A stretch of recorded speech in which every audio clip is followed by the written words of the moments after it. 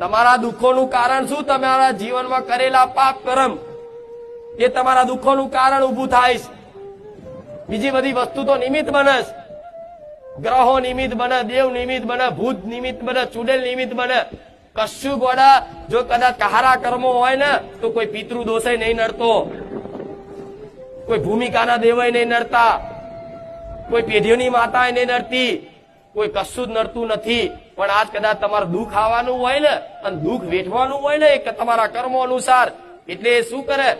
એ દુઃખનો સમયગાળો જેટલો વેઠવાનો લખ્યો હોય ને એટલો વેઠવો જ પડે. એટલે દુઃખ આવે ને એટલે માણસ શું કરે? એ સુખી થવા માટે જાત જાતની વસ્તુ કરે, જાત જાતનું જગ્યાએ જાય, જોવડાવે, વારણ કારણ કરાવે, વિધિ કરાવે, કઈક કરતા દુઃખ જતું રહે, દુઃખ જતું રહે. પણ દુઃખ તો છે ને જો લગીન તમારો સમય નહીં બને ને, જો લગીન તમારો અંતર આત્માથી પસ્તાવો નહીં થાય ને, તો લગીન દુનિયાના કોઈ ભગવાન જો કદાચ તમને સુખી કરે